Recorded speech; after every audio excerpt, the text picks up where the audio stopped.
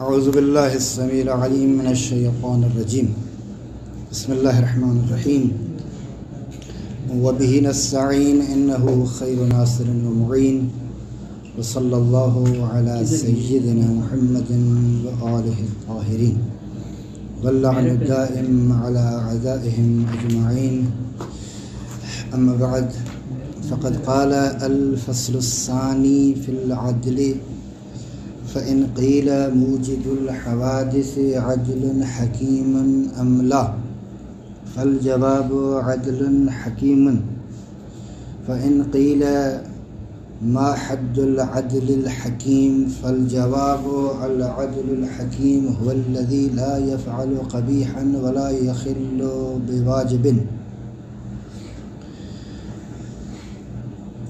فإن قيل ما حد القبيح وما حد الواجب فالجواب القبيح هو الذي يذم فاعله في الدنيا ويعاقب في الآخرة ويمدح تاركه في الدنيا ويصاب في الآخرة والواجب هو الذي يمدح فاعله في الدنيا ويصاب في الآخرة ويذم تاركه في الدنيا ويعاقب في الآخرة فإذا قيل ما الدليل على أنه تعالى عدل حكيم لا يفعل قبيحا ولا يخل بواجب فالجواب الدليل على ذلك أنه لو لم يكن كذلك لكان ناقصا تعالى الله عن ذلك علوا كبيرا وأيضا لو جاز عليه فعل القبيح لجاز عليه الكذب فيرتفع الوثوق عن وعده ووعيده ويرتفع الأحكام الشرعية فينقض الغرض المقصود من بعثة الأنبياء والرسل. ہماری گزشتہ گفتگو بحث توحید میں تھی اور آخری مطالب جو صفات سلبیہ کے بارے میں ہم بیان کر رہے تھے. آخری مطلب یہ تھا کہ خداوند متعال کو ان آنکھوں کے ساتھ ان آنکھوں کے ذریعے سے دیکھا جا سکتا ہے یا نہیں. ہم نے عرض کیا کہ ممکن ہی نہیں کہ خدا کو ان آنکھوں سے دیکھا جا سکے، نہ اس دنیا میں اور نہ ہی آخرت میں. اور خداوند متعال کسی کا محتاج نہیں ہے، باقی سب اس کے محتاج ہیں.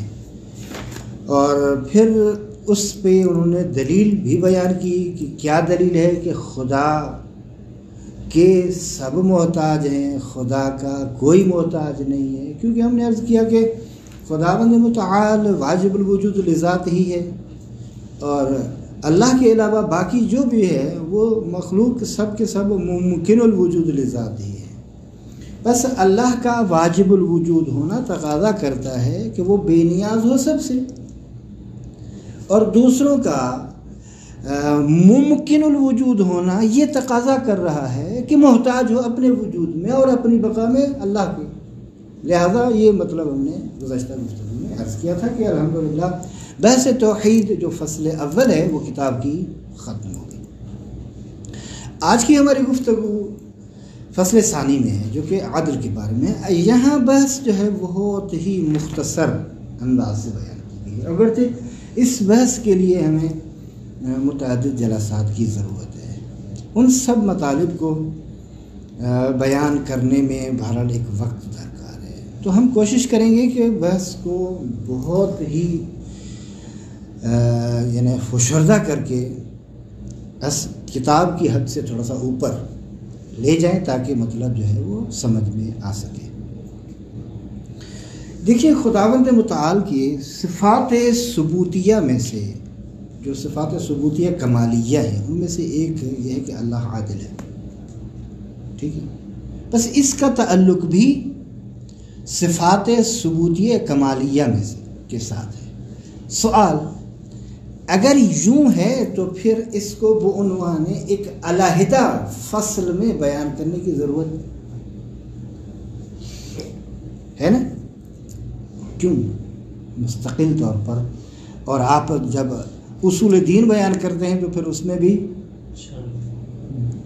دوسرے نمبر پر عدل بیان کرتے ہیں، توحید عدل، نبوت امامت معاد قیامت، یوں کہتے ہیں نا. تو توحید کے چیپٹر میں خود اس کو نہیں بیان کرتے، مستقل ایک چیپٹر، مستقل ایک فصل قرار دیتے ہیں. مثلا علماء اسی طرح قرار. اس کا سبب کیا ہے؟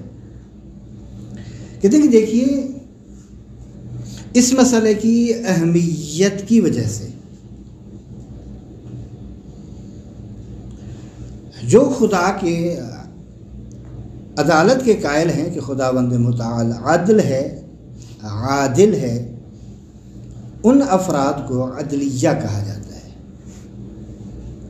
اور جن میں شیعہ اثنا عشری سر فہرست ہیں. باقی جو افراد تھے جو اللہ کے عدالت کے کسی نہ کسی طرح سے منکر ہیں، اگرچہ لساناً نہیں کہتے، زباناً وہ انکار نہیں کرتے کہ خدا عادل، یعنی خدا نہیں کہتے کہ خدا عادل نہیں ہے، زبان سے یہ نہیں کہتے، لیکن ان کے نظریات اور ان کے جو گفتار کے لوازمات ہیں نا، وہ بتا رہے ہیں کہ نہیں، یہ اقرار، یہ صرف انکار یا اقرار زبانی نہیں ہے، یہ ان کے بنیادی عقائد میں شامل ہے. تو بہرحال اہمیت بحث کی خاطر ہم نے اس کو جدا سے ایک بحث قرار دیا. اچھا، ایک مسئلہ ہے کہ یہاں لفظ عدل کا ایک بمعنی لغت ہے، ایک بمعنی اصطلاح. عدل، عدل، برابر، مساوی، مساوات وغیرہ معنی کیا جاتا ہے. اور ایک معنی ہے اس کا وضع الشیء فی محلہ، وضع الشیء ہر شے کو اپنی جگہ پر رکھنا، یہ لغوی معنی میں بھی شامل ہے. اچھا، ایک معنی اس کا یہ ہے کہ اعطاء کل ذی حق حقہ، ہر صاحب حق کو اس کا حق دے دینا. ٹھیک ہے، مثلا میں ایک شے کا جتنا مستحق ہوں مجھے اتنا دینا، حیوان کو اسی کے مطابق، باقی ہر شے کو اسی کے حق کے مطابق عطا کرنا اور دے دینا. خداوند متعال کے بحث عدالت سے پہلے معمولاً علماء بحث حسن اور قبح عقلی کو بیان کرتے ہیں. حسن و قبح عقلی کو دیکھیے، ہمارے پاس ایک مسئلہ کلامی ہوتا ہے، ایک قاعدہ کلامی ہوتا ہے، اور ہمیشہ قاعدہ ایک کلیت رکھتا ہے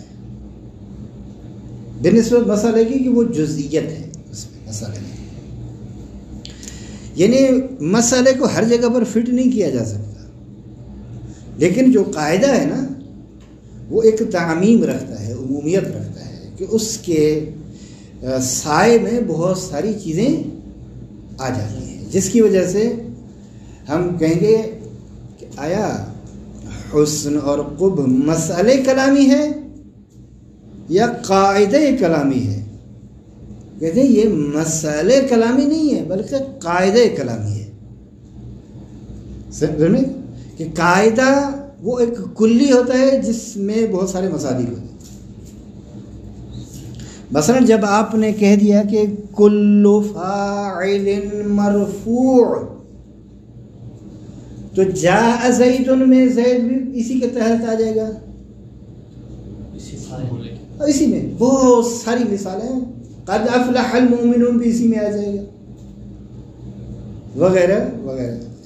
جب آپ نے کہا کل مفعول منصوب، اسی میں آ جائے گا. تو بس ایک قاعدہ وہ کلامی اور ایک مسئلہ کلامی ہے. میرے خیال میں کچھ قاعدہ کلامی کے بارے میں تھوڑی سی وضاحت کی جائے تاکہ مسئلہ کلامی سمجھ میں آ جائے اور بات صحیح درک کر سکے۔ دیکھیے خداوند متعال ہر قبیح سے دور ہے، ہر قبیح فعل سے منزہ اور پاک اور پاکیزہ ہے، اور خدا کسی بھی واجب کو نہیں ترک کرتا، چھوڑتا نہیں ہے۔ خود اس مسئلے کو کہ اللہ عادل ہے اور فعل واجب کو ترک نہیں کرتا، اخلال بالواجب نہیں کرتا اور فعل قبیح انجام نہیں دیتا، خود اس کو کس دلیل سے ثابت کریں گے؟ اس مسئلے کو ہم اس کو ایک قاعدے سے ثابت کریں گے۔ اس قاعدے کے مصادیق بہت ہے، بہت ساری جگہوں پر یہ قاعدہ لازم آئے گا۔ ایک مسئلہ یہی اللہ کے عادل ہونے کا ہے، ایک مسئلہ ہے یہ، تو بس حسن اور قبح ایک قاعدہ ہے جس کے مصادیق ہیں، جن مصادیق میں ایک مسئلہ یہ ہے۔ ہم اس مسئلے کو کہ مثلا اللہ منزہ عن مثلا ظلم والکذب اور بہت ساری چیزیں ہیں، اور فعل واجب کو ترک نہیں کرتا، اخلال بالواجب نہیں کرتا، فعل کبھی انجام نہیں دیتا، اس کو قاعدہ کلامی یعنی قاعدہ حسن قبح عقلی سے ثابت کریں گے۔ یعنی یہ عدل مسئلہ کلامی، ہاں عدل مسئلہ کلامی ہے، اس مسئلے کی بنیاد چاہیے، وہ قاعدہ کلی ہے۔ اگرچہ اگر آپ موافق ہوں تو انشاءاللہ اس ہفتے نہیں، اس سے اگلے ہفتے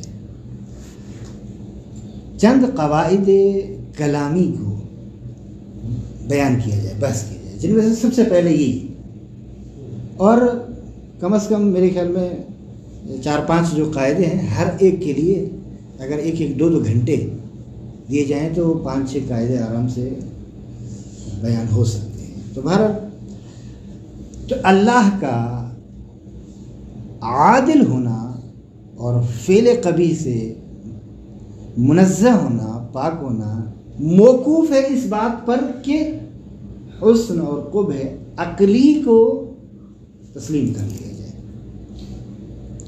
دیکھیے آپ بعض چیزوں کو اچھا سمجھتے ہیں، اچھا حسن و قبح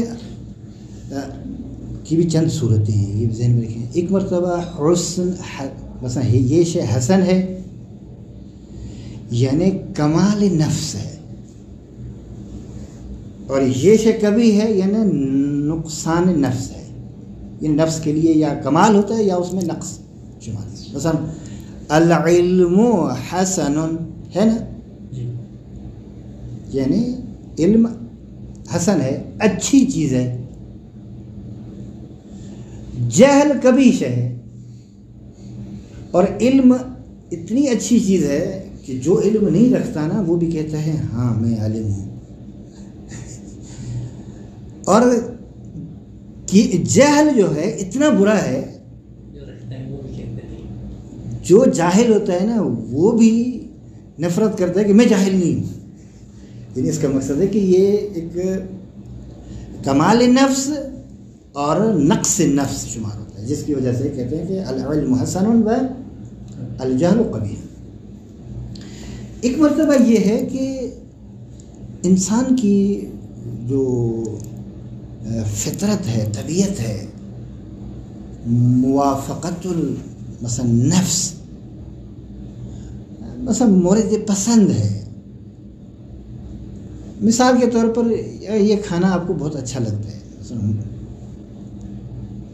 مثلا آم پھلوں میں آپ کو پسند ہے، ملائمت النفس ہے نا، یا پھر منافرت النفس، یہ چیز آپ کو پسند نہیں ہے۔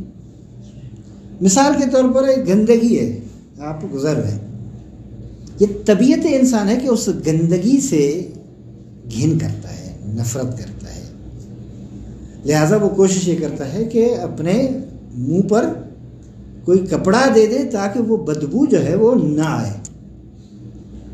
تو یہ چونکہ منافرت النفس ہے، انہیں پسند نہیں ہے اس وجہ سے، اور یہ چیز پسند ہے اس لیے شوق سے کھاتے ہیں. لہٰذا بچوں کو بھی جو چیز پسند ہوتی ہے وہ شوق سے کھاتے ہیں، اور بڑوں کو بھی. آپ بھی بعض افراد ایسے ہیں کہ جو اصلاً ممکن ہے یہ طبیعت پر ڈپینڈ کرتا ہے. مثلا بعض کچھ پھل فروٹ کے ایسے اقسام ہیں جو اصلاً ان کو پسند نہیں ہے، شاید وہ اندر سے کوئی ہے اس طرح کی کوئی چیز جو مانے ہو رہی ہے کہ یہ نہ کھائیں. بعض مثلا گوشت کو اصلاً پسند نہیں کرتے، بعض دودھ کو پسند نہیں کرتے. وہ اگر پئیں گے تو وہ الٹی آ جائے گی، قے آ جائے گی، ان کو استفراغ کریں گے. بہرحال ایک معنی یہ ہے حسن اور قرب کا.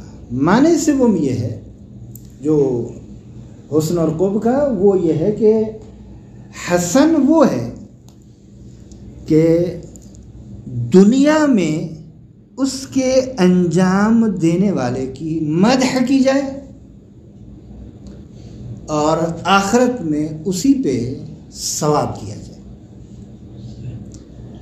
اور قبیح وہ عمل ہے، قبیح وہ فعل ہے کہ دنیا میں اس فعل کے انجام دینے والے کی مذمت کی جائے اور آخرت میں اسی پہ عقاب دیا جائے. مثلا ظلم قبیح ہے یا نہیں ہے؟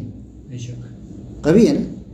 اگر کسی نے کسی کا حق چھین لیا یا بے گناہ کسی کو بیچارے غریب کو تھپڑ مار دیا، یا مثلا ایک یتیم کی ملکیت کو اپنے کھاتے میں ٹرانسفر کرا دیا، چھین لی اس سے وہ ملکیت، یہ اچھی چیز نہیں ہے نا، یہ ظلم ہے، یہ قبیح ہے. جو بھی اس دنیا میں سنے گا کہ اس نے یہ کیا ہے اسی کی مذمت کی جائے گی، چاہے جو بھی معاشرہ ہو. اس میں اسلامی معاشرہ ہونا ضروری نہیں ہے. ظلم بری بات ہے، یہ چاہے کوئی بھی معاشرہ ہو اس میں اسی طرح، چاہے مسلمان ہوں، چاہے یہودی ہوں، یا مثلا فرض کریں عیسائی ہوں یا ہندو ہوں، یا اصلاً خدا کو نہ مانتے ہوں، اصلاً کمیونسٹ ہوں، لیکن وہ کہتے ہیں یہ چیز اچھی نہیں ہے، یہ چیز بری ہے. صحیح ہے. مرحلہ عمل کو خلط نہ کرنا. یہاں ممکن ہے مثلا ایک قلباً مانتا ہو کہ یہ چیز اچھی نہیں ہے، لیکن ہوائے نفس کی وجہ سے یا دوسرے عوامل اور وہ ان کی وجہ سے وہ خود اس بری شے کا مرتکب ہو جائے، وہ الگ چیز. ہاں وہ الگ چیز ہے، لیکن یہ درک جو کر رہا ہے. دوسری بات یہ کہ مثلا عدل اچھی چیز ہے، یہ ہر معاشرے میں اسی طرح ہے.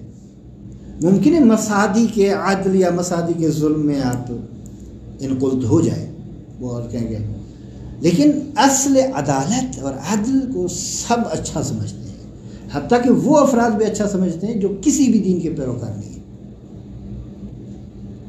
شاہد مثال اور مورد بحث ہماری یہ ہے کہ آیا عقل اس طرح ہے کہ بعض چیزوں کو درک کرے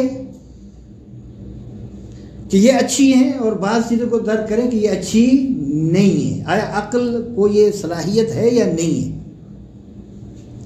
بس حسن اور قبح عقلی کا مطلب یہی ہے، یعنی حکم عقل یہ ہے کہ یہ چیز اچھی ہے اور یہ چیز اچھی نہیں ہے. حکم عقل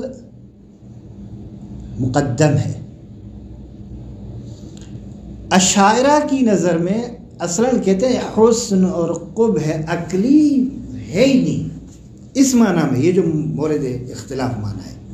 باقی کمال نفس وہ بھی مانتے ہیں یا ملائمت النفس وہ بھی مانتے ہیں. یہ چیز معنی سوم جو حسن و قبح کا ہے، یہ معنی سوم وہ کہتے ہیں کہ نہیں، اچھی وہ چیز ہے جس کو شارع اچھا قرار دے، बुरी वो चीज़ है जिसको शारे कहे कि ये बुरी चीज़ है, हम कहते हैं नहीं इस तरह नहीं है, क्योंकि अगर इस तरह होता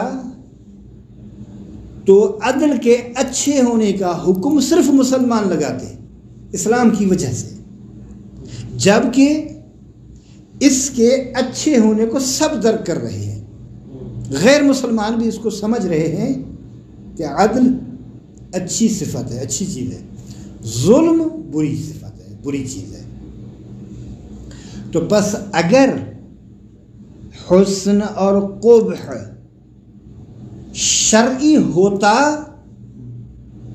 तो ये अफराद इस हकीकत को ना समझ पाते, दर्क ना कर पाते, जबकि वो दर्क कर रहे हैं, समझ रहे हैं। उनका ये दर्क करना, ये समझना दलील है इस बात की कि ये शरीयती मसला नहीं है। ठीक हो गया मसला यहाँ तक?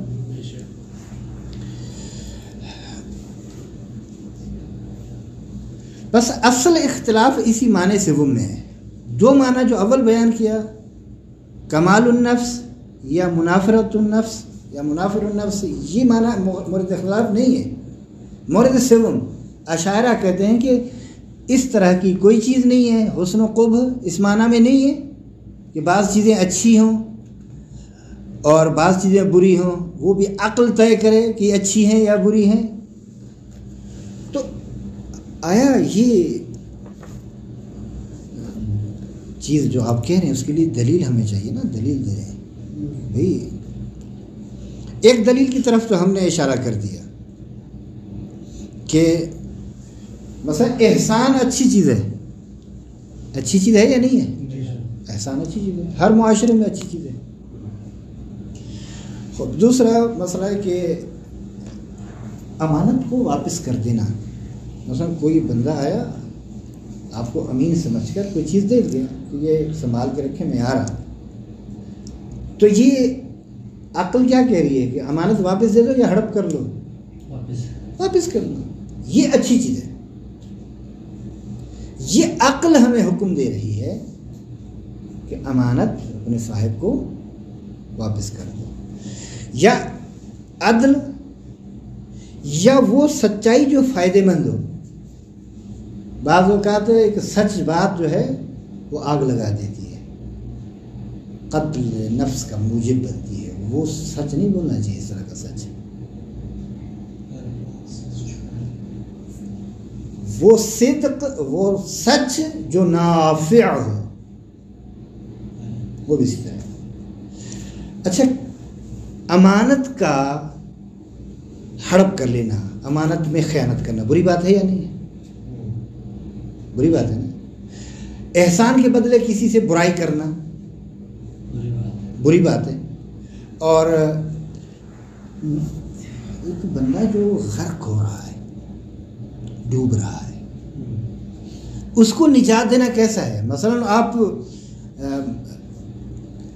क्या कहते हैं उसको, नहा रहे हैं, एक बंदा डूब रहा है, उसको आपने, एक बच्चा है या मसलन एक बड़ा है, उसको तैरने का नहीं पता, अब ये नहर में है या मसलन आप बहराज में हैं या मसलन फ़र्ज़ करें कि ये जो स्विमिंग पूल है उसमें है, इस्तख़र जैसे फ़ारसी में कहा जाता है, जहाँ भी है, एक बंदा जो हलाक होने के करीब है उसको निजात दे रहे हैं। एक्सीडेंट हुआ मसलन, आपने उसमें एक बंदे को वहाँ से निकाल दिया, निजात दे दी, तो ये अच्छी चीज़ है या नहीं है? आग लगी है, आप उन घर के अफराद को निजात दे रहे हैं, ये अच्छी चीज़ है या नहीं है? ये सब चीज़ें अच्छी हैं। आया ये शरीयत ने कहा है अच्छी चीज़ें हैं कि अच्छी बन गई या नहीं? शरीयत का हुक्म इरशादी हुक्म है, ये हकीकत अक्ल दर्क कर रही है। लिहाजा जो इस्लाम के पैरोकार नहीं हैं वो अफराद भी इन चीज़ों को अच्छा समझते हैं। تو معلوم ہوا کہ یہ مسئلہ صرف یہ نہیں ہے کہ چونکہ اسلام نے کہا ہے کہ یہ اچھی چیزیں ہیں بہرحال اچھی ہوگی، نہیں. اگر یہ ہوتا تو جو اسلام کا پیروکار نہیں ہے وہ نہ سمجھتا یہ، جبکہ وہ بھی سمجھ رہا ہے. بس اب جو اسلام نے کہا ہے کہ یہ چیز اچھی ہے، یہ چیز اچھی ہے، یہ چیز اچھی ہے، ان چیزوں کو چونکہ عقل پہلے درک کر چکا ہے ان کے اچھے ہونے کو، لہٰذا یہ حکم ارشادی ہو جائے گا. اس کو کہتے ہیں ارشاد العقل، حکم ارشادی. تو یہ کوئی یہ وہ نہیں کر سکتا کوئی اس طرح کے کیسے کوئی والا فطرت، اگر وہ اس میں ہے فطری، بعض چیزیں فطری بھی ہیں، اس میں کوئی مشکل نہیں ہے. یعنی اللہ نے ہمیں ایک نعمت دی ہے جس کو عقل کہا جاتا ہے، خود یہ تشخیص دے رہی ہے نا شارع کے حکم پہنچنے سے پہلے. اگر شارع کی طرف سے حکم پہنچے گا تو وہ شارع کا حکم بھی اسی عقل کی طرف رہنمائی ہو جائے گی. اس لیے کہتے ہیں ارشاد العقل. یہ میں وجداناً درک کر رہا ہوں، یہ ہر بندہ اپنے ضمیر سے اس حقیقت کو سمجھ رہا ہے. یہ عقلی مسئلہ ہے نا، اس لیے یعنی اس میں اختلاف نہیں ہے. عقلی مسئلے میں اختلاف سرحدی نہیں ہوتا، سمجھ رہے ہیں؟ اس میں سب شامل ہے. یہی عقلی اصل میں فطرت والا حسن و خوب ہے نا جی. یہ جو ہر انسان فطرت پہ پیدا ہوتا ہے وہ یہی حسن عقلی شمار. یہ اب دیکھیے ایک دلیل یہ ہے کہ اگر حسن اور قبح عقلی کا انکار کیا جائے تو حسن قبح شرعی بھی نہیں ہوتا. اگر حسن و قبح عقلی کا انکار کر لیا جائے، نہ مانا جائے، تو حسن و قبح شرعی بھی نہیں مانا. اب دیکھیں کہ ہمارا موضوع بحث کیا ہے؟ عدل الہی. یہ عقائد الامامیہ سے ایک دو مطلب میں آپ کی خدمت میں عرض کر رہا ہوں کہ دیکھیے ہمارا عقیدہ کیا ہے. پہلے عقیدہ ہمارا واضح ہو جائے تاکہ بندہ بیان کر سکے کہ اللہ کے بارے میں ہم یہ عقیدہ رکھتے ہیں. ہمارا عقیدہ یہ ہے کہ اللہ تبارک و تعالیٰ کی صفات ثبوتیہ کمالیہ میں سے یہ ہے کہ بے شک اللہ عادل ہے، ظالم نہیں ہے. اللہ تبارک و تعالیٰ تکویناً اور تشریعاً ظلم نہیں کرتا. تکویناً بھی عادل ہے اور تشریعاً بھی عادل ہے، ثواب اور جزا میں بھی عادل ہے. کہتے ہیں کہ خداوند متعال بندوں کو ان کی طاقت سے بڑھ کر مکلف قرار نہیں دیتا. ٹھیک. اور آپ کی خدمت میں عرض کریں کہ جو اطاعت گزار ہیں ان کو ثواب دیتا ہے، اور اس کو اختیار ہے کہ گناہ گاروں کو سزا دے. اختیار ہے. اب اگر تفضل کرے، معاف کر دے، کرم اور لطف کرے کہ ان ہماری غلطیوں اور خطاؤں سے صرف نظر کرے، تو وہ اختیار ہے اس کا، وہ فضل ہے اس کا، وہ کرم ہے اس کا. وگرنہ کر سکتا ہے کہ وہ ہمیں اور ہر گناہ گار کو مجازات کرے. اور اللہ تبارک و تعالیٰ فعل کبھی انجام نہیں دیتا. ٹھیک. اور خداوند متعال جو ہے وہ حکیم ہے، اور اس کا فعل حکمت کے مطابق ہوتا ہے. اگر خدا ظلم اور قبح انجام دے تو 4 حالات سے مسئلہ باہر نہیں ہے. نمبر 1، دیکھیے بعض اوقات ظلم اس لیے ہوتا ہے کہ ہم اس امر کے بارے میں جاہل ہوتے ہیں، نہیں پتہ ہوتا کہ ہم اس شے کی برائی کو نہیں جانتے ہیں، اس کی قباحت سے بے خبر ہوتے ہیں، اس کو قبیح نہیں سمجھتے، جس کی وجہ سے ظلم ہوتا ہے. لہذا جاہل بالامر ہونا یہ ایک صورت. دوسری صورت یہ ہے کہ عالم ہے کہ یہ فعل کبھی ہے. بعض اوقات ہم خود آپ اور ہم بھی ان چیزوں میں شریک ہوتے ہیں, جانتے ہیں کہ غیبت حرام ہے,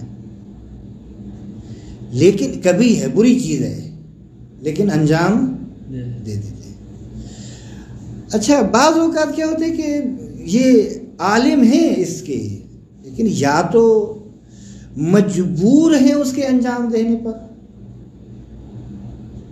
یا پھر یہ ہے کہ اس کے ترک کرنے سے عاجز آ چکے ہیں. یعنی چونکہ گناہ ایک عادت بن جاتا ہے نا, جب غیبت عادت بن جائے تو پھر اس کا ترک کرنا بہت مشکل ہوتا ہے. یہ نہیں کہ گناہ نہیں ہے, گناہ ہے, ٹھیک ہے, یعنی اس کا میں خود ہی سبب بنا ہوں کہ یہ عادت بن جائے. تیسری صورت یہ ہے کہ عالم ہے کہ یہ شے کبھی ہے, مجبور بھی نہیں ہے, لیکن اس کے انجام دینے میں محتاج ہے, حاجت مند ہے, ضرورت مند ہے. چوتھی صورت یہ ہے کہ عالم ہے اس قباحت کا, مجبور بھی نہیں ہے, محتاج بھی نہیں ہے. تو جب محتاج بھی نہیں ہے, مجبور بھی نہیں ہے, اور عالم بھی ہے اس قباحت سے, تو ظاہر فضول اللہ و عبث ہو جائے گی نا یہ کام. اور خداوند متعال سے جہالت بھی دور ہے, بلکہ وہ عالم ہے اور محیط علی کل شیء ہے, ہر شے کو جانتا ہے. بس اگر ظلم کرے تو یہ مسئلہ تھا نا, یہ صورت تھی نا, یہ اس میں ہے ہی نہیں. دوسری بات یہ کہ خدا مجبور بھی نہیں ہے, چونکہ ہم ثابت کر چکے ہیں. خدا کسی کا محتاج بھی نہیں ہے, ہم یہ بھی ثابت کر چکے ہیں. سب اس کے محتاج ہیں, وہ کسی کا محتاج نہیں ہے. اور خدا کو ظلم کرنے کی کیا ضرورت ہے؟ کوئی ضرورت نہیں ہے, ٹھیک ہے. اگر اور آخری بات یہ کہ خداوند متعال چونکہ حکیم ہے, اس لیے عبث بھی انجام نہیں دیتا. یہ ہے خلاصہ کہ خداوند متعال عادل ہے. یعنی خلاصہ یہ ہے سب چیزیں اللہ کے عادل ہونے کے ذہن میں. اجمالاً البتہ بحث تفصیلی ہے. اچھا, اسی مسئلے کو ان 3-4 سوالوں میں جس طرح بیان کیا گیا ہے آپ دقت کریں, میں عبارت کی تطبیق کرتا ہوں. انشاءاللہ باقی جو مسئلہ رہ جائیں گے وہ کل بیان کریں. اعوذ باللہ من الشیطان الرجیم, بسم اللہ الرحمن الرحیم. الفصل الثانی فی العدل. کتاب جو کہ النکت الاعتقادیہ ہے, اس کی دوسری فصل جو ہے عدل الہی کے بارے میں ہے. فَإِنْ قِيلَ مُوجِدُ الْحَوَادِثِ عَدْلٌ حَكِيمٌ أَمْ لَا. دیکھیں, عدل وہ مصدر ہے, اللہ عدل, یعنی آپ جانتے ہیں کہ حمل مصدر برذات صحیح نہیں ہے, مگر یہ کہ 3 طریقوں سے. ایک, یا تو ہم مضاف کو مقدر کریں, اللہ ذو عدل, ٹھیک, یا یہ کہ آپ اس کو اس میں فاعل کے معنی میں لے لیں, اللہ عدل یعنی اللہ عادل. 2, یا آپ مبالغتاً حمل کریں, یعنی اللہ عین العدل. جس طرح آپ زید عدل کی ترکیب کرتے ہیں نا, اور اس میں یہ 3 احتمال دیتے ہیں, یہاں بھی اسی طرح اللہ عدل یعنی عین عدالت ہے پروردگار. خوب, خالق کائنات عادل اور حکیم ہے یا نہیں, یعنی عدالت بھی ہو اور صاحب حکمت بھی ہو. بس میں یوں کہہ دوں, عدل یعنی خالق کائنات صاحب عدل و حکمت ہے یا نہیں, یہ صاحب کو مد نظر رکھا. عادل حکیم ہے, ہاں جی, عادل حکیم ہے, اس کو جدا جدا بھی کر دیں, مسئلہ نہیں ہے, ٹھیک ہے. اللہ تبارک و تعالی خالق کائنات صاحب عدل و حکمت ہے یا صاحب عدل و حکمت نہیں ہے؟ جواب, عدل حکیم, اللہ عدل اور حکیم ہے، عدل حکیم ہے، عادل بھی ہے اور حکیم بھی ہے۔ فَإِنْ قِيلَ مَا حَدُّ الْعَدْلِ الْحَكِيمِ، عدل حکیم کسے کہتے ہیں؟ یعنی عادل بھی جو حکمت والا ہو، ایسا عادل جو صاحب حکمت بھی ہو۔ فالجواب العدل الحکیم، وہ عادل جو صاحب حکمت ہے وہ ذات ہے الذی لا یفعل قبیحا، جو فعل کبھی انجام نہیں دیتا، ولا یخل بواجب یا یخل بواجب، اگر اخل یخل اخلال سے کہیں گے تو یخل باب افعال سے، ولا یخل خل یخل یہ ثلاثی مجرد سے ہو جائے گا، اخلال بالواجب نہیں کرتا تو ولا یخل بواجب۔ فإن قیل یعنی واجب کو ترک نہیں کرتا، اخلال بالواجب کا مقصد یہ کہ جو چیز حکمت الہ میں واجب ہے اس کو ترک نہیں کرتا۔ فإن قیل ما حد القبیح وما، واجب کا معنی ہم حسن کر سکتے ہیں؟ جی واجب کا معنی حسن کو ترک نہیں کر سکتے؟ حسن واجب ظاہر وہ تو ہے نا، اس میں ہر چیز جو واجب ہے وہ حسن ہے، تبھی تو واجب چیز ہے عموم خصوص مطلق کرا ہوگا جی۔ یہ بھی خدا گناہ کو معاف کرنے سے وہ تو عدل کے خلاف ہو گیا مستقبل۔ نہیں عدل کے خلاف نہیں، دیکھیں ظلم کرنا عدل کے خلاف ہے، لیکن کسی کو معاف کر دینا یہ عدل کے خلاف نہیں ہے۔ تو اس معاف کرنے کا مطلب کیا ہے؟ یعنی میں راضی ہوں؟ نہیں یہ بھی نہیں اس طرح نہیں آغا جان، اس طرح نہیں، بالکل اس طرح نہیں۔ اس میں تھوڑا قول نہیں، دیکھیں خداوند متعالی اگر کسی کو معاف کر رہا ہے تو اس کے چند اسباب ہیں۔ پہلی بات ممکن ہے پیغمبر اکرم کی شفاعت سبب بنے کہ وہ معاف ہو جائے، ٹھیک، ایک مسئلہ۔ اب پیغمبر اکرم کی شفاعت ویسے تو نصیب نہیں ہوگی نا ہر ایک کو، کافر کو ہوگی؟ نہیں ہوگی، تو بس کافر کو معاف بھی نہیں کیا جائے گا۔ آیا مشرک کو ہوگی؟ نہیں ہوگی۔ ناصبی کو ہوگی؟ نہیں ہوگی۔ اس شخص کو پیغمبر کی اور آل پیغمبر کی شفاعت نصیب ہوگی جن کا رابطہ پیغمبر اور آل پیغمبر سے منقطع نہ ہو، یعنی وہ کہیں کہ یہ اللہ، سادے الفاظ میں کہہ رہا ہوں کہ یہ ہمارا ہے، یہ ہمارا ہے، نہیں پارٹی کی بات نہ کریں۔ دیکھیں استحقاق بھی ہو، مثلا ایسے نہ ہو کہ اتنے گناہ کریں کہ وہ کہتے ہیں کہ یہ بندہ جو ہے ہمارے مکتب پر نہیں ہے، ہمارا ہے کہ نہیں، ہمارے مکتب پر ہے یا ہمارے مکتب پر، یہ ہے مسئلہ۔ یعنی اسی تحریک کو، اسی نہضت کو، اسی فکر کو، اسی مکتب کو، اسی مشن کو یہ آگے لے کر چلا ہے، لیکن اس کی کچھ کوتاہیاں ہو گئی ہیں، لہٰذا ہم اس کی شفاعت کرتے ہیں، پروردگار اس کے گناہ معاف کر دیں، یہ مطلب ہے، نہ یہ کہ وہ کلن ان کی مشن کے خلاف ہو اور پھر یہ دم بھرے کہ میں انہی کا ہوں، اور وہ کل اگر کہہ دیں کہ ہم تو اس کو جانتے ہی نہیں ہیں، پھر لہذا امیر المومنین فرمایا ان الائمہ قوام اللہ علی خلقہ، ٹھیک ہے۔ پھر فرماتے ہیں کہ کوئی بھی جنت میں داخل نہیں ہو سکتا مگر یہ کہ وہ ائمہ کو جانے اور ائمہ اس کو پہچانے، لا يدخل الجنہ الا، مگر وہ شخص جو یعرفہم و یعرفونہ، ٹھیک ہے، جو جانتا ہو، یعرفہم ائمہ کو جانتا ہو، شناخت ہو ائمہ کی صحیح سے، عارفاً بحق۔ دوسری بات یہ ہے کہ وعرفوہ، اور وہ ائمہ بھی اس کو جانے کہ یہ ہمارا ہے، یعنی ہمارے مکتب کا ہے، ہمارے اس مشن کا ہے، اس پروگرام کا ہے جو اللہ کی جانب سے بعنوان دین ہمیں ملا ہے، اسی کا پیروکار ہے. یہ ہے مطلب. اور دوسرا یہ مثلا لطف ممکن ہے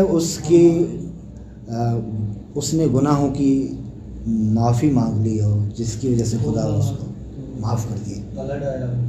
یعنی وہاں پر اعتراف خود کر رہے ہیں نا کہ وہاں پر وہ پشیمانی فائدہ نہیں ہوتی، یہاں اس دنیا میں، ادھر نہیں، یہاں.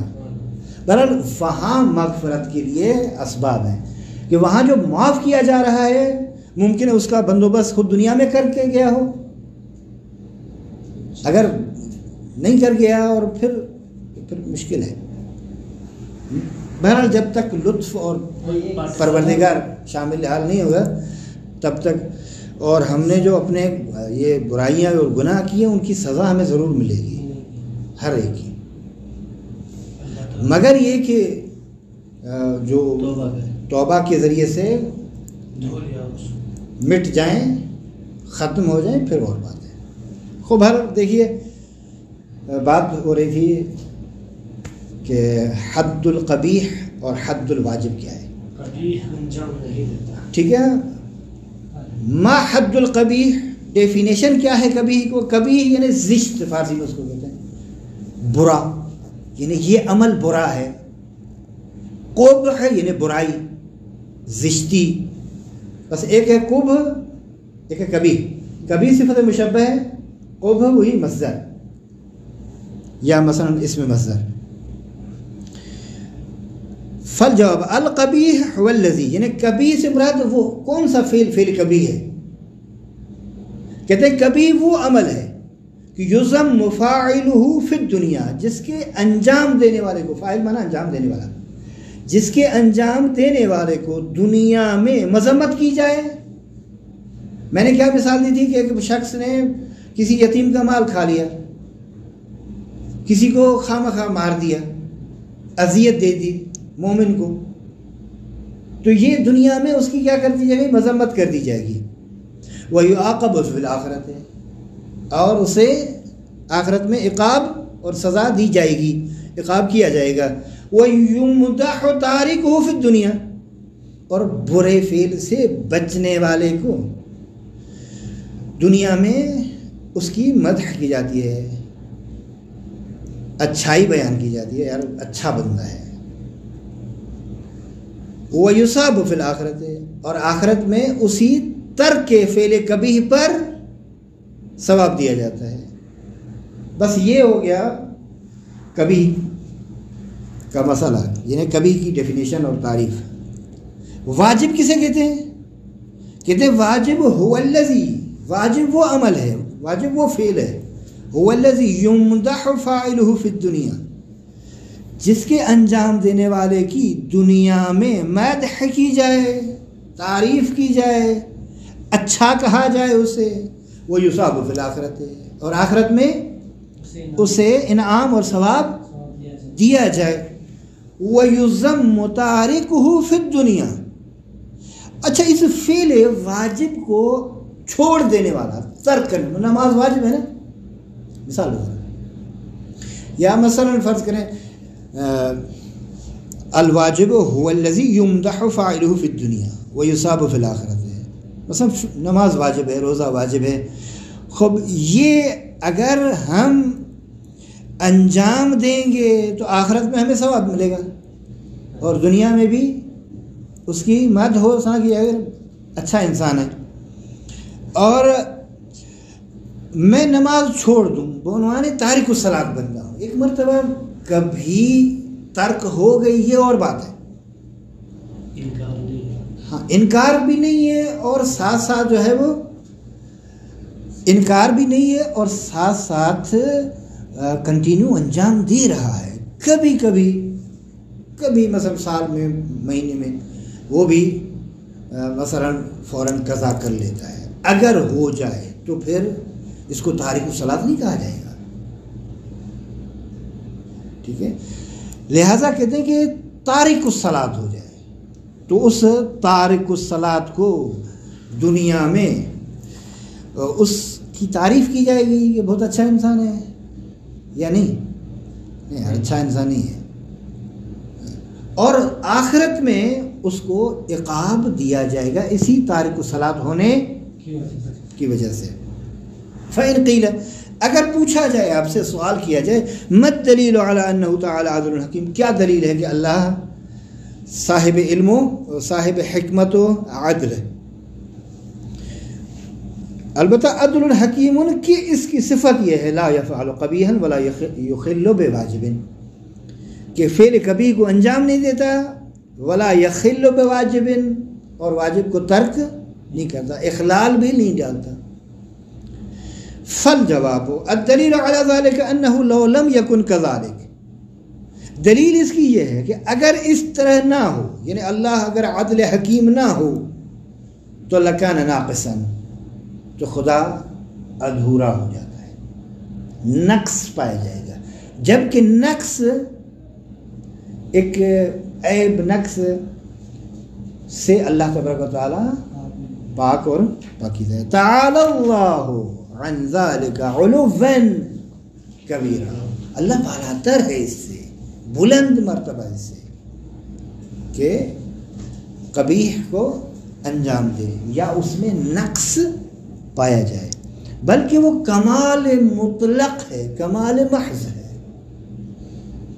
وَأَيْضًا، یہ ایک دلیل، بس اگر اللہ عدل حکیم نہ ہو تو اس کا ادھورا ہونا لازم آتا ہے، جبکہ وہ کمال مطلق ہے، کمال محض ہے۔